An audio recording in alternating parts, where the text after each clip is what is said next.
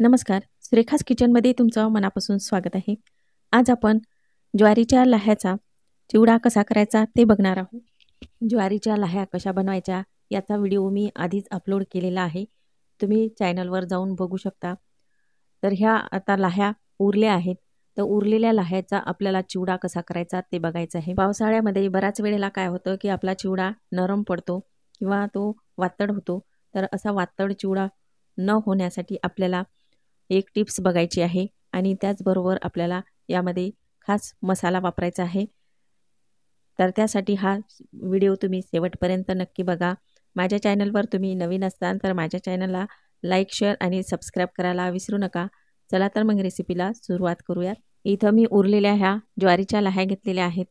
प्रसाद बनवून ह्या ज्वारीच्या लाह्या थोड्या उरल्या आहेत आणि तसंही मी थोड्या जास्त लाह्या ह्या फोडून घेतल्या होत्या. तर आता ह्या लाह्या आपल्याला बाजूला ठेवायच्या आहे. याचबरोबर आपल्याला पोहे घ्यायचे आहेत. तर हे पोहे मी भाजलेले पोहे घेतलेले आहेत. तर हे पोहे कोणत्याही दुकानामध्ये तुम्हाला रेडीमेड भाजलेले पोहे मिळतात. तर हे तळल्यापेक्षा असे भाजलेले पोहे वापरले तर चिवडा आणखीनच छान लागतो आणि तेलकटसुद्धा लागत नाही. तर हे मस्त असे कुरकुरीत पोहे राहतात आणि हे आपल्याला भाजलेले पोहे सहज मिळून जातात.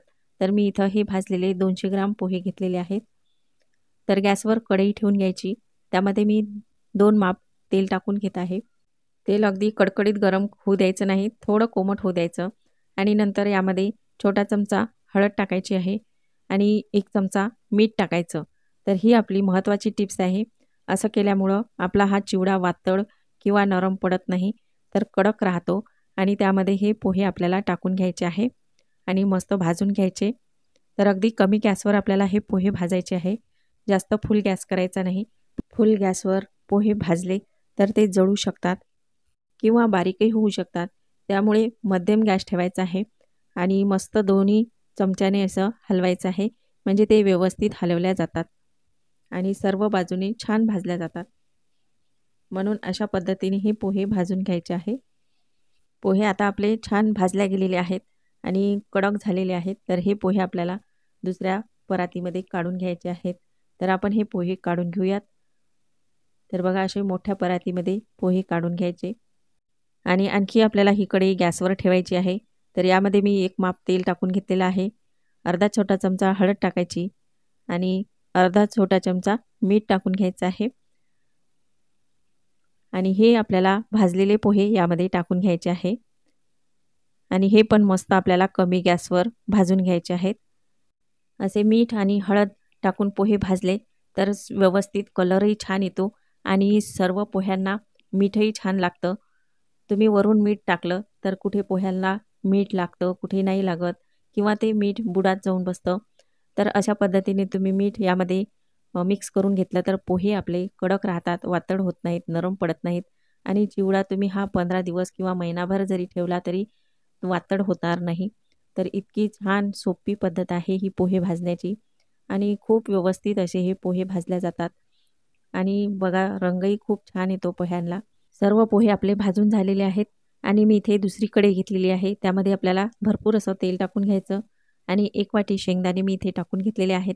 ते आपल्याला या तेलामध्ये छान तळून घ्यायचे आहे. शेंगदाणे तळताना पण गॅस कमी ठेवायचा आहे. कमी गॅसवर आपल्याला हे शेंगदाणे छान असे खरपूस तळून घ्यायचे आहे. म्हणजे हे आतून पण छान तळल्या जातात, म्हणजे ते नरम राहत नाहीत आणि व्यवस्थित तळल्या जातात.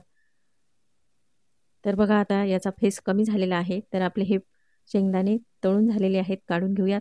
हे शेंगदाणे एका भांड्यामध्ये आपल्याला टाकून घ्यायचे आहेत आणि याच तेलामध्ये आपल्याला 1 वाटी खोबरं टाकून घ्यायचं.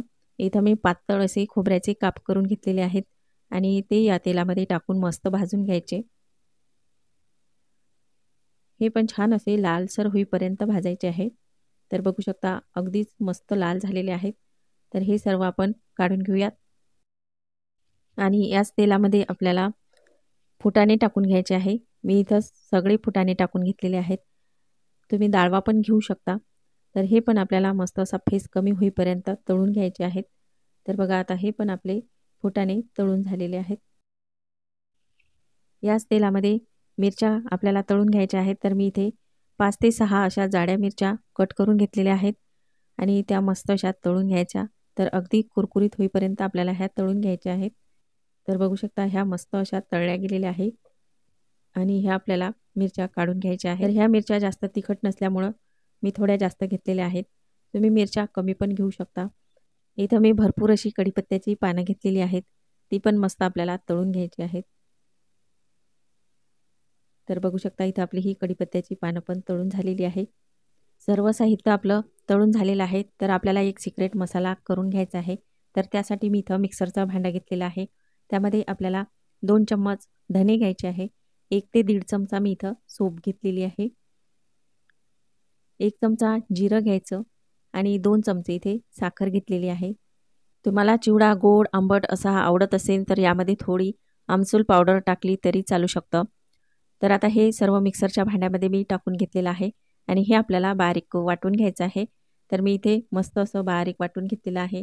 तर हा आपला मसाला तयार झालेला आहे. हा मसाला जर तुम्ही चिवड्यामध्ये टाकला तर चिवडा खूप छान लागतो आणि विकतच्या चिवड्यासारखा आपला चिवडा तयार होतो.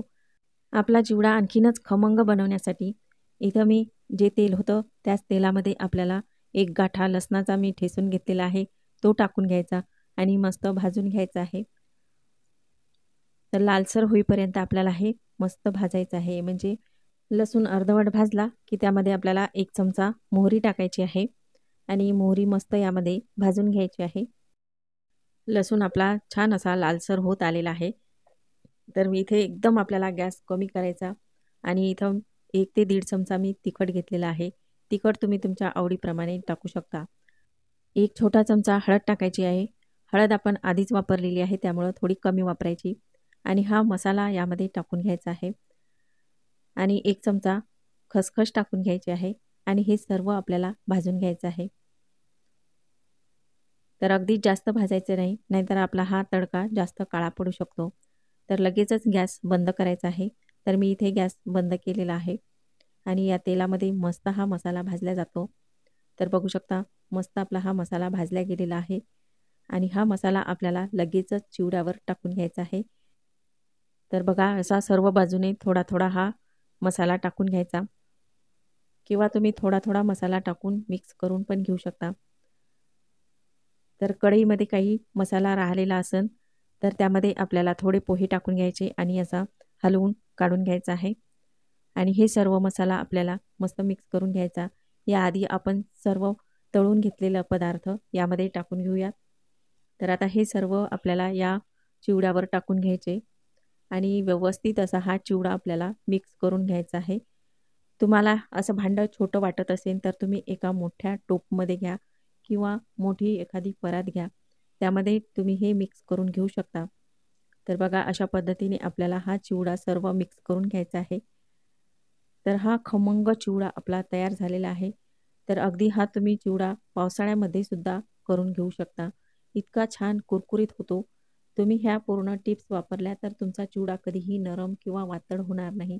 आणि एका प्लास्टिकच्या पिशवीमध्ये भरून ठेवा. ती प्लास्टिकची पिशवी एका बंद डब्यामध्ये ठेवा. म्हणजे त्यामध्ये हवा जाणार नाही आणि अशा पद्धतीने तुम्ही हा चिवडा 1 महिना पण टिकवून खाऊ शकता. कुरकुरीत राहतो. तर अशाच पद्धतीचा चिवडा तुम्ही पण नक्की ट्राय करून बघा आणि असेच नवनवीन व्हिडिओ पाहण्याकरिता माझ्या चॅनलला सबस्क्राईब करायला विसरू नका.